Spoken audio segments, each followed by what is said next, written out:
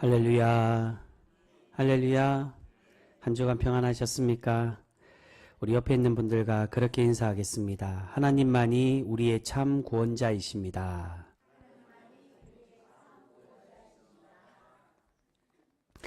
여러분, 우리 하나님만이 우리의 구원자이심을 믿으시죠?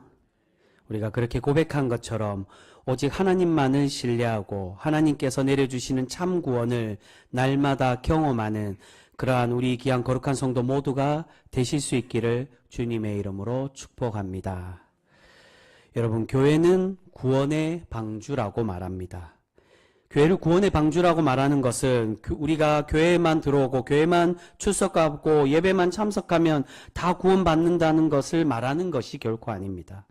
하지만 하나님께서 불러주시고 택하신 의인을 방주에 태우셔서 그 문을 친히 닫아주시고 구원해 가셨던 것처럼 우리가 하나님이 거하시고 만나주시는 이 교회에 들어오고 이곳에서 하나님과 교제할 때 하나님께서 우리의 교회를 구원의 방주로 만들어 가시며 우리를 그러한 구원의 백성으로 삼으시고 세워가 주시는 줄 믿습니다. 그런데 문제는 요즘은 이 방주의 역할, 구원의 방주로서의 역할과 그 원래의 목적과는 다르게 교회가 점점 변하고 변질되어 가는 것을 볼 수 있습니다. 교회가 구원의 방주가 되어야 하는데 그러기보다는 사람들의 친교 모임이나 아니면 개인의 욕심과 세상을 살아가기 위해 필요한 것을 채우는 그러한 장소로 점점 변해 간다는 것입니다. 여러분, 오늘 사울은 이스라엘의 첫 번째 왕으로 세워진 이후에 자신이 왕이 되었음을 왕의 업무를 통해서 백성들에게 선포하며 보여주고 있습니다. 그 왕의 업무란 바로 구원 사역을 보여주고 있다는 겁니다.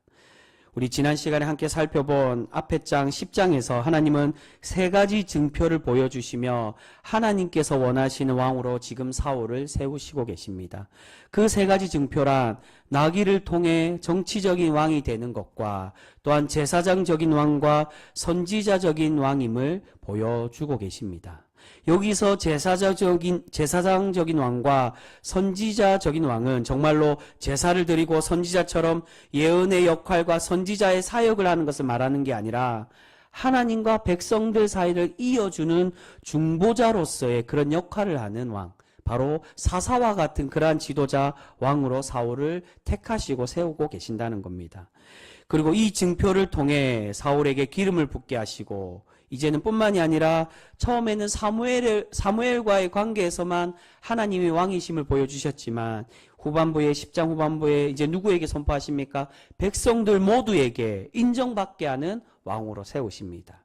그 방법으로 하나님의 방법인 제비를 뽑아 이 사울을 선출되게 하심으로 이 사울이 하나님께서 세우신 왕임을 백성들에게 선포를 하셨습니다. 그런데 문제가 있습니다. 이렇게 하나님께서 증표를 보여주시고 공식적으로 하나님의 방법인 제비를 뽑아 세워주셨음에도 사울을 왕으로 인정하지 않는 그러한 사람들이 있었다는 것입니다. 오늘 말씀은 바로 이 사람들의 이야기로 시작이 됩니다. 우리 그 말씀 한번 보겠습니다. 오늘 본문의 바로 직전 말씀 10장 27절 말씀입니다. 10장의 가장 마지막 절 말씀, 우리 10장 27절 우리 같이 읽겠습니다. 시작. 어떤 불량배는 이르되 이 사람이 어떻게 우리를 구원하겠느냐 하고 멸시하며 예물을 바치지 아니하였으나 그는 잠잠하였더라. 아멘. 여러분, 이 말에는 왕으로서 우리가 원했던 모습, 전쟁에 나가서 적들을 물리치고 우리를 구원하는 왕으로 아직 확인되지 않았다는 것을 의미하고 있습니다. 여러분, 하나님께서 세우시는 왕도 백성들을 구원하고 지켜주는 역할을 감당해야 됩니다. 그런데 이미 하나님은 앞에 10장에서 이미 사울이 그러한 왕이라는 것을 보여주셨습니다. 앞에 나귀를 타고 정치적인 왕이 된다는 것이 바로 그러한 구원자, 군사적 능력을 가진 사사와 같은 왕임을 말씀하는 증표입니다. 그런데도 이들은 하나님의 증표와 제비를 뽑아서 하나님께서 공식적으로 세워주셨음에도 사울을 인정하지 않았다는 것입니다. 이것은 단순히 사울의 능력을 의심하고 왕으로서의 자격을 요구하는 것을 넘어서 자신들이 원하는 왕으로 이 사람을 세우고 싶어 했다는 것입니다. 자신들이 인정하고 자신들이 원하는 왕의 기준이 있는데 그러한 왕이 되어야 됨을 말씀하고 있다는 것입니다. 이것은 앞에 나오는 10장 19절을 통해서도 우리에게 그것을 말씀해 주고 있습니다. 우리 이 말씀도 같이 읽겠습니다. 10장 19절의 말씀입니다. 같이 읽습니다. 시작. 너희는 너희를 모든 재난과 고통 중에서 친히 구원하여 내신 너희의 하나님을 오늘 버리고 이르기를 우리 위에 왕을 세우라 하는도다. 그런즉 이제 너희의 지파대로 1000명씩 여호와 앞에 나오라 하고. 아멘. 사실은 모순적인 표현입니다. 이 불량배들은 사울이 구원자가 아니라고, 이 사람이 나를 구원하겠냐라고 그렇게 이야기하고 거부하는데, 그런데 사무엘은 백성들이 어떠한 사람이 되었다는 겁니까? 하나님이 우리를 구원해 주셨는데 하나님을 거부했다는 것입니다. 여러분, 지금 사울을 반대하는 사람들은 자신들을 구원할 능력이 있는 사람을 원하고 있습니다. 이들이 사울을 반대하는 것은 하나님과 같은 구원자, 하나님을 진정으로 왕으로 고백하기 위해서 사울을 반대하는 것이 아니라 자신들의 생각대로 자신들이 원하는 왕을 보고 싶어 했다는 것입니다. 자신들의 눈으로 확인해야 되고 그 능력을 군사력으로 보여주기를 바라고 있었던 것입니다. 그래서 19절에서도 말씀하고 있는 것처럼 하나님만이 구원자이기를 원하셨는데, 우리 하나님은 하나님 자신을 진정으로 왕으로 섬기고 그렇게 고백하는 그런 백성이 되기를 원했는데, 백성들은 그렇지 않고 백성들 안에서 사람으로 세우는 그런 왕을 달라라고 요구함으로 그들의 요구대로 왕을 세우니까 이제 이들이 어떻게 한다는 것입니까? 이제 와서 이들 불량배들은 하나님께서 세워주신 그런 왕임에도 사울을 거부하고 있었다는 겁니다. 하나님이 세우시고 하나님이 원하는 왕이 아니라 우리가 원하는 왕, 우리가 생각하기에 검증된 그러한 왕을 우리는 바라고 있다는 것입니다. 이들은 자신이 원하는 구원자의 모습, 자신들이 만족하는 왕의 모습이 있었습니다. 여러분, 예수님은 이스라엘이 그토록 기다리고 고대하던 구원자, 메시아로 이 땅에 오셨습니다. 예수님만이 백성들의 구원할 참된 왕 중에 왕으로 우리에게 오셨다는 것입니다. 그런데 이스라엘 백성들, 남유다, 이 유다 백성들은 어떻게 했습니까? 그런 예수님을 보고 무엇을 요구합니까? 많은 이들이 자신의 삶에 필요한 것을 채우려고 예수님께 다가가고 예수님께 요구를 했습니다.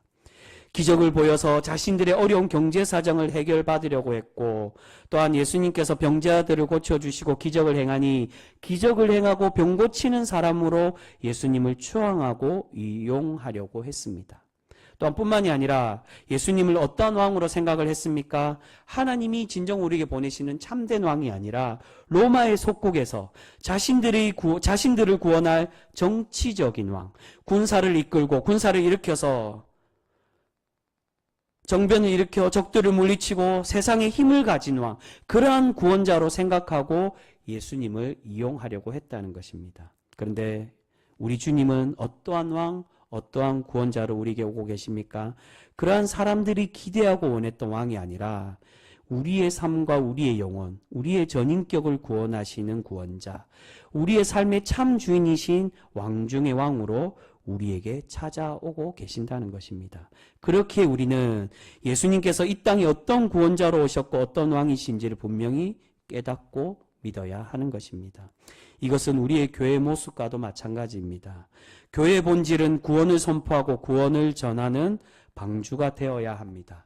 그럼에도 그러한 교회의 참된 사명과는 멀어지고 교회가 점점 다른 모습으로 변질되어져 가고 있다는 것입니다. 오늘 사울은 이렇게 사울을 반대하고 왕으로서의 자격을 의심하는 사람에게 자신들이 원하는 그 기준을 요구할 때 하나님께서는 사울에게 그 백성들이 인정할 수 있는 그런 왕임을 이 전쟁을 통해 보여주고 계십니다. 사울이 왕으로 선출된 이후에 암몬 족속이 길르앗 야베스로 쳐들어왔습니다. 그리고 이 암몬 족속이 길르앗 야베스에게 요구하는 것이 너희들의 오른쪽 눈을 뽑고 너희들을 굴복시키겠다라고 그렇게 위협을 합니다. 오른쪽 눈을 뽑는다는 것은 단순히 속국으로 삼는 것이 아니라 노예로 삼고 모욕을 주어서 다시는 일어나지 못하도록 굴복시키는 것을 의미하고 있습니다. 이것은 이 성경에 나오는 다른 표현에서도 이 눈을 뽑는 것이 나옵니다. 사사삼손이 블레셋에게 포로로 잡혀서 어떻게 됩니까? 눈이 뽑혀서 노예가 됩니다. 그리고 남유다의 마지막 왕인 시드기야 왕도 바벨론에게 포로로 끌려갈 때 눈이 뽑혀서 포로로 끌려가게 되었습니다. 이들과 같이 그러한 굴욕과 모욕을 주며 이들을 종으로 그렇게 삼겠다라고 암몬 족속은 길란 야베스를 위협을 하고 있습니다. 그런데 이 소식을 들은 사울이 어떻게 반응합니까? 이런 모욕에 분노하며 왕으로서의 그러한 책무를 감당하고 있습니다. 그 말씀, 오늘 본문 말씀 6절과 7절 말씀입니다. 6절과 7절 말씀 우리 같이 읽겠습니다. 시작. 사울이 이 말을 들을 때에 하나님의 영에게 크게 감동되매 그의 노가 크게 일어나 한 겨리의 소를 잡아 각을 뜨고 전령들의 손으로 그것을 이스라엘 모든 지역에 두루 보내어 이르되 누구든지 나와서 사울과 사무엘을 따르지 아니하며 그의 소들도 이와 같이 하리라 하였더니 여호와의 두려움이 백성에게 임하매 그들이 한 사람같이 나온지라. 아멘. 지금 사울이 전령을 통해 길란 야베스의 상황을 전해 들었습니다. 그러자 사울에게 무엇이 임하고 있습니까? 하나님의 영, 성령이 임하셔서 사울이 분노가 일어났다라고 말씀합니다. 그리고 이제 백성들을 불러 모아서 전쟁터에 나가 이 암몬 족속을 쳐부수고 있습니다.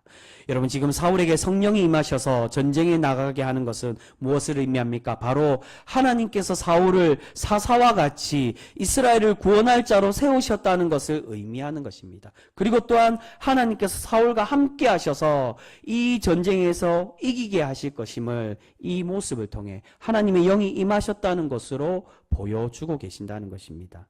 여러분, 사사기에서 하나님께서 사사를 세울 때 처음에 어떻게 사사를 부르십니까? 하나님의 영이 함께 임하였습니다.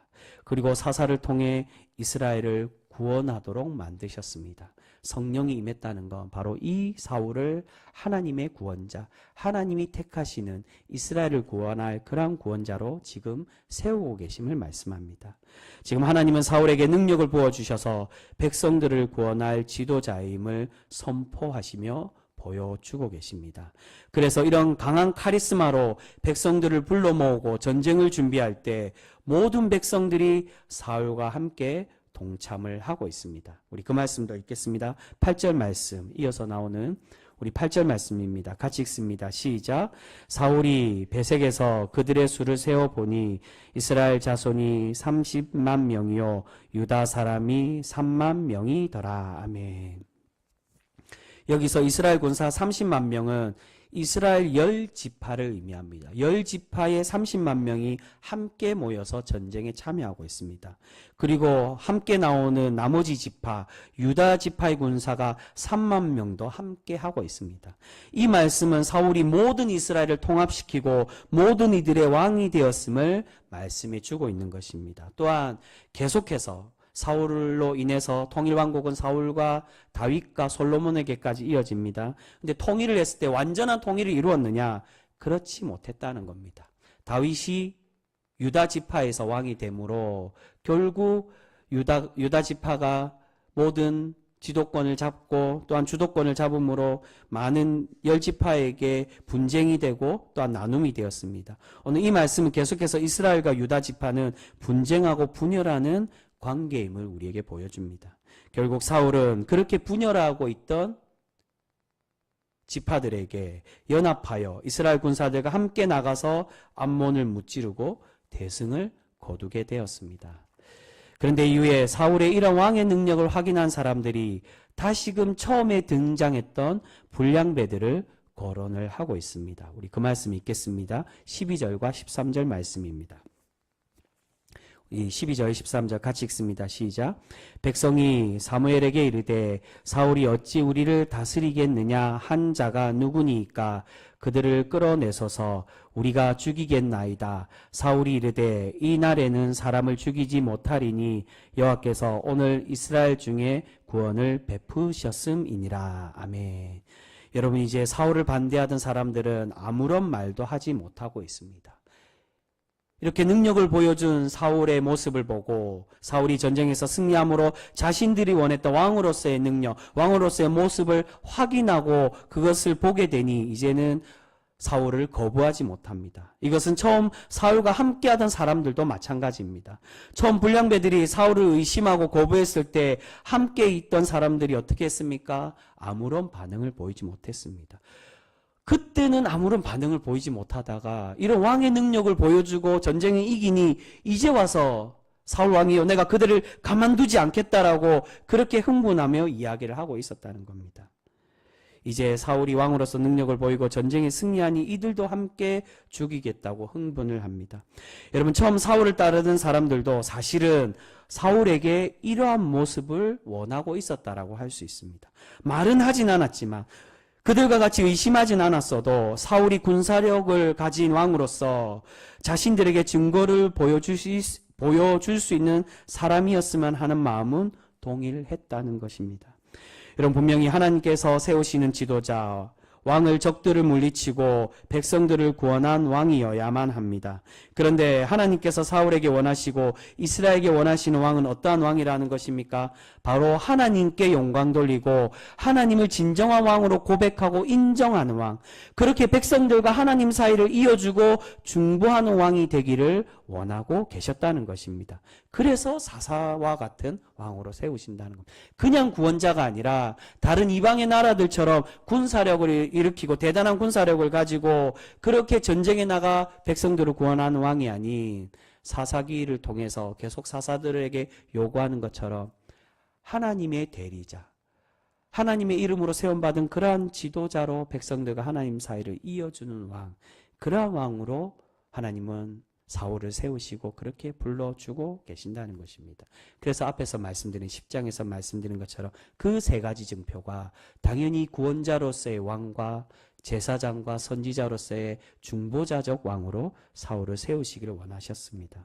오늘 하나님께서 사사들과 동일하게 사울에게 성령을 부어주심으로 전쟁에서 승리하여 하나님께 영광 돌리는 그러한 왕으로 세워가고 계십니다. 그런데 백성들은 사울을 통해서 하나님을 만나기 원하고 하나님과 더 가까워지기 원한 것이 아니라 사울이 이러한 하나님을 대처한 왕이 되기를 원했고 자신들이 만족하는 그러한 능력을 가진 왕이 되기를 원하고 있었다는 것입니다.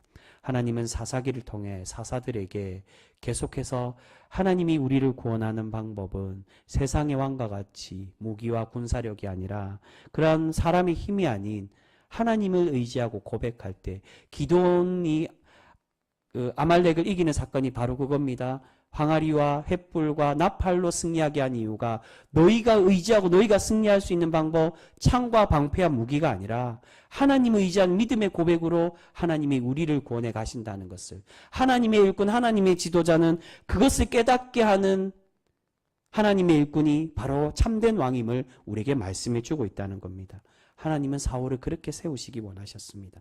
그런데 이스라엘 백성들은 어떠했다는 겁니까? 그런 하나님이 원하시는 왕, 지도자가 아니라 자신들이 원하고 자신들이 바라는 사울을 원하고 있었습니다. 결국 시간이 지나면서 사울이 책망받게 된 이유가 바로 여기에 있습니다. 지금은 하나님께서 세우신 왕이 되고 하나님의 능력으로 전쟁에 승리하고 있지만 나중에는 점점 어떻게 변질됩니까? 자신이 왕이 되어서 자신의 능력으로 싸우려고 하고 있었다는 것입니다. 이렇게 사울이 변질되었기에 사울은 하나님께 책망받고 하나님과 멀어지게 되고 그러한 왕을 계속 원했던 이스라엘 또한 마찬가지로 하나님의 진노의 백성이 되고 말았다는 것입니다. 사랑하는 성도 여러분, 혹시 우리도 자신이 원하는 왕을 요구하고 그런 증거를 보여주길 바랬던 이스라엘과 같이 우리가 원하고 있는 교회의 모습, 우리가 바라는 하나님을 혹여 구하고 있지는 않습니까? 여러분, 제가 개인적으로 존경하는 목사님들 중에 설교자로 존경하는 목사님이 몇 분 있습니다.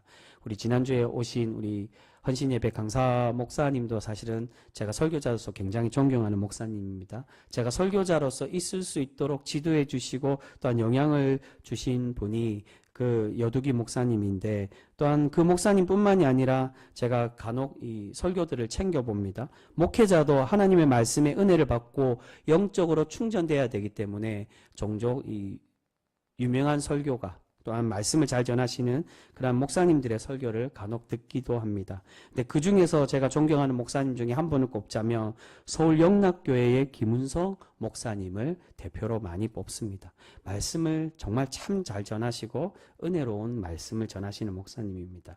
우연찮게도 이제 다다음 주죠. 조금 있으면 상주시민교회 부흥회가 있는데 그 부흥회 강사 목사님이 김은성 목사님입니다. 기회 되시면 한번 참석하셔서 말씀을 들어보셔도 좋을 것 같은데요. 근데 그 목사님이 많은 설교 중에 어느 날 설교 가운데 그러한 이야기를 하신 적이 있습니다. 어떤 후배 목사님이 목회가 어려워서 자신을 찾아와서 목회자로서 앞으로 어떻게 목회해야 될지에 대한 조언을 구했다고 합니다. 그래서 김은성 목사님이 조언해 주기를 어떻게 이야기했을까요? 교회를 많이 부흥시켜야 된다고 많은 프로그램을 하고 또 많은 것으로 교회에 부흥하며 또한 많은 교회를 발전시키는 그런 것에 최선을 다해야 된다고 그렇게 권면을 했을까요?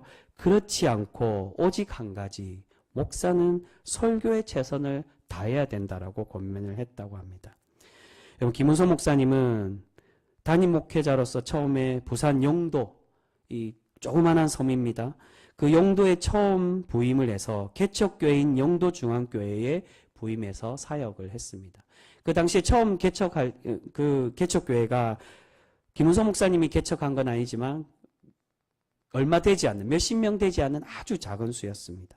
근데 이미 그 교회에서 20년이 넘도록 사역하시고 이제 나중에 영락교회를 가시고, 영락교회 가시기 전에 그 영도중앙교회를 땅끝교회로 이름을 바꾸셨는데 지금은 거의 2,000명이나 가까이 되는 큰 교회로 부흥시키며 부산에서 전설이 되어 있는 그러한 목사님입니다. 근데 자신이 땅끝교회에서 이것저것 또 해보고 회사처럼 성장 그래프도 그려보고 온갖 것들을 다 해보았지만 자신이 모든 목회의 뒤를 돌아보고 반성을 해보니 그러한 것이 중요한 것이 아니었다는 겁니다. 교회의 중요한 모습은 예배하는 것이고 또한 목사로서 설교에 최선을 다하는 것이 제일 중요했다는 것입니다. 그래서 농담으로 그런 말을 많이 합니다. 목회자들도 약은 약사에게, 병은 의사에게, 그리고 설교는 누구에게요? 목사에게 들어야 된다는 겁니다. 그 말은 목사의 최고의 중요한 덕목은 예배와 설교에 있음을 우리에게 말씀합니다. 여러분, 요즘에 교회가 세상의 모습을 닮아서 세상의 주식회사와 같이 점점 변화가는 것을 보게 됩니다. 세상이 하는 프로그램을 따라하고 교인을 모으기 위해 여러 가지 전도 행사를 하고 세일즈를 하는 것처럼 그렇게 각종 행사를 동원하여서 교회를 부흥시키려고 하는 것을 볼 수 있습니다. 여러분, 그런데 그런 모습이 과연 효과가 있고 교회가 가져야 될 진정한 모습일까요? 한때는 그러한 프로그램과 행사들로 많은 성도들이 불어나고 교회들이 부흥하기도 했습니다. 그런데 우리가 얼마 전에, 몇 해 전에 코로나를 겪고 나니까 어떻게 되었습니까? 그냥 요행으로, 단순히 흥미로 교회에 들어왔던 사람들, 그렇게 부흥행사로 프로그램으로 교회 흥미를 가지고 들어왔던, 또는 개인의 이득을 위해서 출석했던 모든 교인들이 다 사라지고 이제 정말 신앙만을 추구하는 사람들이 남게 되었던 것을 볼 수 있습니다. 이제 기름기는 빠지고 이제 본 모습만, 교회의 본 모습만이 지금 남게 된 것을 볼 수 있습니다. 여러분, 교회 본질은 구원을 전하고 행하는 곳이 되어야 합니다. 그 구원의 역할은 무엇보다도 하나님과 만나고 하나님과 교제하는 예배로 시작되어야만 한다는 것입니다. 그것이 바로 교회의 본질이고 교회가 가져야 될 진정한 모습입니다. 다른 행사나 다른 프로그램들도 분명히 할 수도 있습니다. 그것을 전혀 해서는 안 된다, 하면 안 된다가 아니라 그러한 것을 부수적으로 할 필요도 있고, 또한 우리가 각종 여러 가지 모습에서 교회가 해야 될 그러한 일들도 있습니다. 하지만 그러한 것은 하나의 요식행위고 부수적인 것이지 교회의 본질이 결코 아니라는 것입니다. 근데 여러분, 여기서 오해해서는 안 됩니다. 하나님께 예배하는 것이 제일 중요하다고 해서 여기서 말하는 예배는 주일에 예배 시간에만 드리는 형식적인 예배를 말하는 것이 결코 아닙니다. 우리가 우리의 삶에서 또한 서로의 관계와 모든 공동체의 모임에서 하나님과 교제하고 하나님의 구원을 전파하고 영혼을 살리는 모습, 그러한 참된 예배자의 모습이 필요함을 말씀하고 있다는 것입니다.